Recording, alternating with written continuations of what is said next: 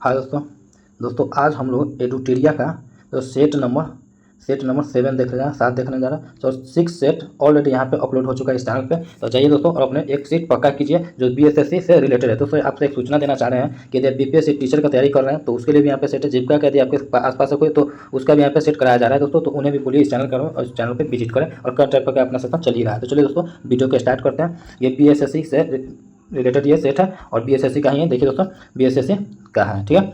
और ये set number 7 है, 6 ऑलरेडी अपलोड हो चुका है। तो चलिए दोस्तों बिना देर के अपना सेट स्टार्ट करते हैं। थोड़ा बड़ा कर देते हैं क्वेश्चन को, ठीक है। क्वेश्चन बड़ा हो गया, ठीक है। तो चलिए दोस्तों यहाँ पे स्टार्ट करते हैं। बोला 1 नंबर में जनरेटर एक ऐसा उपकरण है जो क्या करता है। ऑप्शन यांत्रिक ऊर्जा को विद्युत ऊर्जा में परिवर्तित करता है, तो ये सही है, ठीक है। उसके बाद विद्युत ऊर्जा को यांत्रिक ऊर्जा में परिवर्तित करता है, ये गलत हो जाएगा दोस्तों। विद्युत चुंबकीय प्रेरण के सिद्धांत पर आधारित है, ये सही हो जाएगा, ऑप्शन डी सही है, ठीक है। उसके बाद नेक्स्ट देखिए, वर्षा के बाद इंद्रधनुष बनना किस कारण होता है। तो किस कारण होता है, तो याद रखिएगा पूर्ण आंतरिक परावर्तन अपवर्तन, इनमें से सभी सही है, ठीक है। नेक्स्ट देखिए दोस्तों, गैल्वेनिक सेल में कौन सी प्रक्रिया होती है। तो कौन सी प्रक्रिया होती है, तो ऑप्शन सी रासायनिक ऊर्जा को विद्युत ऊर्जा की प्राप्ति, याद रखिएगा। नेक्स्ट देखिए, नेक्स्ट में कहा गया यदि वस्तु द्वारा प्रकाश स्पेक्ट्रम का सभी भाग अवशोषित कर लिया जाए तो और कोई भी भाग परावर्तित न हो तो वस्तु किस रंग की दिखाई देगी। किस रंग की दिखाई देगी, ऑप्शन बी काला, ठीक है। नेक्स्ट देखिए यहाँ पे नेक्स्ट में कहा गया कि निम्नलिखित में से किस प्रक्रिया है तो सिर्फ केशिकत्व जिम्मेदार नहीं है। तो किस क्रिया के लिए, तो ऑप्शन बी शहद का पानी की तुलना में अधिक चिपचिपा होना, ठीक है। नेक्स्ट देखिए दोस्तों, नेक्स्ट में कहा है किस यंत्र का प्रयोग रक्त दाब मापने में किया जाता है। तो किसका प्रयोग किया जाता है, ऑप्शन बी स्फिगोमैनोमीटर, ठीक है।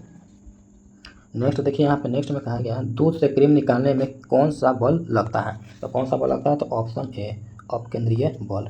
नेक्स्ट देखिए बैरोमीटर ऊंचाई में अचानक वृद्धि इंगित करती है। तो क्या इंगित करती है, तो ऑप्शन डी अत्यधिक शुष्क मौसम, ठीक है, अत्यधिक शुष्क मौसम। उसके बाद नेक्स्ट देखिए तो नेक्स्ट में कहा गया जैव मंडल रिजर्व शब्द का प्रयोग सर्वप्रथम किसके द्वारा किया गया, किसके द्वारा किया गया, तो ऑप्शन ए एडवर्ड सुएस, ठीक है। उसके बाद आइए यहाँ पे मानव शरीर में कौन सा हार्मोन रक्त में कैल्शियम और फॉस्फेट का नियंत्रण करता है। तो कौन सा है, देखिए ऑप्शन सी पैराथायरॉयड हार्मोन, ठीक है। उसके बाद यहाँ पे अदरक तना है क्योंकि ऑप्शन है इसमें नोड और इंटरनोड होते हैं, ठीक है। नेक्स्ट देखिए यहाँ पे पादपों में शोषण पौधे किस भाग द्वारा होता है। तो किस भाग द्वारा होता है, तो देखिए तो पत्ती मूल तना, ऑप्शन डी सभी के द्वारा, ठीक है।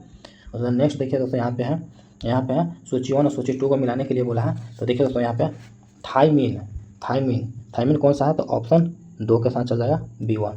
उसके बाद B2 क्या है दोस्तों, तो B2 क्या है, नियासिन कौन सा है दोस्तों, नियासिन कौन सा है दोस्तों, तो नियासिन है दोस्तों B3, ठीक है। उसके बाद देखिए दोस्तों यहाँ पायरिडॉक्सिन कौन सा है, तो पायरिडॉक्सिन है दोस्तों B6, ठीक है। और उसके बाद राइबोफ्लेविन है B2। तो ये किसके साथ चल जाएगा, यहाँ पे B1 B3 ऐसे करके दोस्तों, तो ये डी के साथ चला जाएगा, ठीक है। ऑप्शन डी के साथ आप देख लीजिएगा मिला करके यही होगा, ठीक है। उसके बाद देखिए नेक्स्ट में कहा है सेब में लाल रंग का कारण कौन सा वर्णक है। तो कौन सा वर्णक है, तो यहाँ याद रखिएगा ऑप्शन सी एंथोसायनिन, ठीक है। नेक्स्ट देखिए यहाँ पे निम्नलिखित में से कौन सा एक सही है। तो जीवों में द्विजन सिद्धांत कैरोलस लिनियस द्वारा दिया गया। द्विजगत सिद्धांत जीवों का 5 जगत में वर्गीकरण हेटरेकर द्वारा किया गया। तो याद रखिएगा ऑप्शन सी, एक और 2 दोनों सही है, ठीक है। नेक्स्ट देखिए यहाँ पे है नेक्स्ट में कहा गया है कि लाइसोसोम का निर्माण किस कोशिका में होता है। किस कोशिका में होता है, तो ऑप्शन बी गोल्जी का है, ठीक है। उसके बाद नेक्स्ट देखिए कार्बोहाइड्रेट के अपघटनों पर अंतिम रूप से क्या बनता है। तो क्या बनता है दोस्तों, तो याद रखिए ऑप्शन सी ग्लूकोज बनता है, ठीक है। उसके बाद नेक्स्ट देखिए निम्न में से कामरेड समाचार पत्र या पत्रिका के संस्थापक कौन थे। तो याद रखिएगा ऑप्शन बी मोहम्मद अली, ठीक है। उसका नेक्स्ट देखिए यहाँ पे इनके बचपन का नाम मूल शंकर था। इन्होंने वेदांत की शिक्षा मथुरा के एक औधे गुरु स्वामी बिरजानंद से ग्रहण की थी और इनके द्वारा वेदों की ओर लौटो बना दिया गया था। उपयुक्त पंक्तियाँ किस व्यक्ति से संबंधित है? तो याद रखिएगा ऑप्शन डी, स्वामी दयानंद सरस्वती। ठीक है, नेक्स्ट देखिए यहाँ पे दोस्तों कि देखिए यहाँ पे सहायक संधि किसने किया था? तो ऑप्शन 2, 1 के 2। ठीक है, उसके बाद दूसरा बेवस सिद्धांत, तो आप जानते हैं डलहौजी जी है। घेरे की नीति, तो ये बेलेजली है। ओवरस्ट्रीट, ये चला गया दोस्तों, गलत हो गया। यहाँ पे देखिए सहायक संधि के लिए कौन सा? तो बेलेजली था। बेवस सिद्धांत डलहौजी था। घेरे सिद्धांत वारेन हेस्टिंग था। तो ये कौन सा हो जाएगा? ऑप्शन डी हो जाएगा। ठीक है दोस्तों, ऑप्शन डी सही हो जाएगा, मिला लीजिएगा, सही है। उसके बाद यहाँ पे देखिए राधा कृष्ण आयोग का गठन 1948 से 49 में किस उद्देश्य से किया गया था? तो किस उद्देश्य से किया गया था? तो ऑप्शन डी, विश्वविद्यालय शिक्षा के संबंध में। ठीक है, उसके बाद है निम्नलिखित में कौन सा कथन गलत है? तो कौन सा कथन गलत है? तो ऑप्शन ए, यंग हस्बैंड अभियान का संबंध अफगानिस्तान से है, यही गलत है। ठीक है, नेक्स्ट देखिए यहाँ पे है सविनय अवज्ञा आंदोलन के समय किस राज्य में कनिंघम सर्कुलर आंदोलन चलाया गया था? तो किस में चलाया गया था? Option C, Assam. ठीक है, उसके बाद नेक्स्ट देखिए यहाँ पे दोस्तों चंद्रगुप्त प्रथम ने किस वर्ष गुप्त संवत का प्रचार शुरू किया था? किस वर्ष किया था? तो ऑप्शन बी, 1920। ठीक ना, उसके बाद यहाँ पे देखिए नेक्स्ट में कहा गया कि निम्नलिखित संतों में कौन सूफी संत है? तो कौन थे? तो याद रखिएगा ऑप्शन 2 निमाजुद्दीन औलिया और मोइनुद्दीन चिश्ती, यानी कि ऑप्शन सी 2 और 3। ठीक है, नेक्स्ट देखिए यहाँ देखिए दोस्तों यहाँ पे है कि भूमि माप के आधार पर लगान निर्धारण किस शासक द्वारा सबसे पहले किया गया था? तो किसके द्वारा किया गया था? Option B, Sher Shah Suri.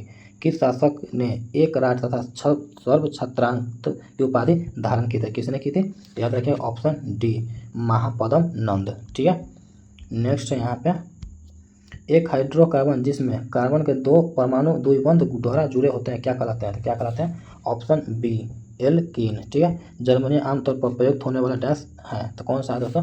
Option A, अर्धचालक। ठीक है, उसके बाद नेक्स्ट है एक तत्व में इलेक्ट्रॉन एवं न्यूट्रॉन की संख्या क्रमशः 18 तथा 20 है, इसका द्रव्यमान संख्या क्या होगा? इसका द्रव्यमान संख्या क्या होगा? Option A, 38। ठीक है, निम्न में से कौन एक अलौह धात्विक खनिज है? तो कौन सा अलौह धात्विक खनिज है? याद रखिए दोस्तों इनमें से कोई नहीं, सभी धातु है। नेक्स्ट देखिए यहाँ पे देखिए पानी की टंकी में फंगी को नष्ट करने हैं तो किसका प्रयोग किया जाता है? तो किसका प्रयोग किया जाता है? Option A, copper sulphate. ठीक है, उसके बाद नेक्स्ट है यहाँ पे एसिटिक अम्ल कमजोर अम्ल है क्योंकि ऑप्शन सी, यह बहुत कम आयनित होता है। ठीक है, नेक्स्ट है चिकित्सकों द्वारा एनेस्थीसिया के रूप में प्रयोग किया जाने वाला गैस है, तो कौन सा है? तो ऑप्शन सी, नाइट्रस ऑक्साइड। ठीक है, निम्न से डच मेटल किसका मिश्रण होता है? तो किसका होता है? तो ऑप्शन डी, तांबा और जस्ता। ठीक है, नेक्स्ट देखिए यहाँ पे है भारतीय संविधान गणतंत्रात्मक है क्योंकि यह ऑप्शन डी, कोई वंशानुगत शासक नहीं है। ठीक है, उसके बाद नेक्स्ट देखिए यहाँ पे कहा है निम्नलिखित में से किसकी सिफारिश पर केंद्र द्वारा राज्यों को वैधानिक अनुदान दिए जाते हैं? तो कौन सा है? याद रखिए ऑप्शन सी, वित्त आयोग। ठीक है, उसके बाद है 73वां संविधान संशोधन कब लागू किया गया? तो कब लागू किया गया था? देखिए दोस्तों ऑप्शन बी, 24 अप्रैल 1993 को। ठीक है, नेक्स्ट देखिए यहाँ पे है कि आर्थिक विकास जो है दोस्तों याद रखिए 1 के 4। ठीक है, आर्थिक विकास समझ में, मतलब आर्थिक वृद्धि तो जो है 2 के बी के 1 हो जाएगा। उसके बाद संपोषण पर्यावरण से है और उसका ये है स्वास्थ्य, यानी कि दोस्तों 4-1-3 कहाँ पे है? तो ऑप्शन डी के साथ चला जाना चाहिए, जो वही है। ठीक है, नेक्स्ट देखिए यहाँ पे है भारत के दक्कन के पठार पर बेसाल्ट निर्मित लावा सैलों का निर्माण हुआ है, तो किससे निर्माण हुआ है? तो ऑप्शन ए, क्रिस्टेशियस युग। ठीक है, नेक्स्ट है भारत सरकार की राजकोषीय नीति का निम्नलिखित में कौन एक उद्देश्य नहीं है? तो कौन एक उद्देश्य नहीं है? तो ऑप्शन सी, अंतर्राष्ट्रीय व्यापार का विनियमन। ठीक है, उसके बाद है भारत में खाद्य प्रबंधन का निम्न में से कौन सा एक उद्देश्य नहीं है? तो कौन सा एक उद्देश्य नहीं है? तो ऑप्शन डी, खाद्यान्नों का निर्यात। ठीक है, उसके बाद नेक्स्ट देखिए निम्नलिखित में से कौन सही सुलेमित है? तो कौन सही सुलेमित है? तो ऑप्शन डी अपघटक जो है वो बैक्टीरिया है। ठीक है। और नेक्स्ट देखिए यहाँ पे नेक्स्ट में कहा गया है वरीयता अनुक्रम में छठे स्थान पर लोकसभा अध्यक्ष के स्थान किसको रखा गया है? तो किसको रखा गया है? तो ऑप्शन बी भारत के मुख्य न्यायाधीश। ठीक है। उसके बाद है संसद के उच्च सदन में निम्नलिखित राज्यों की सीटों का सही क्रम और वही क्रम में चुने। तो यहाँ पे हो जाएगा पहले तो उत्तर प्रदेश हो जाएगा, उसके बाद महाराष्ट्र, उसके बाद हो जाएगा तमिलनाडु, उसके बाद बिहार, यानी कि ऑप्शन ए के साथ चला जाना चाहिए, जो बिल्कुल सही है। ठीक है। उसके बाद देखिए यहाँ पे दोस्तों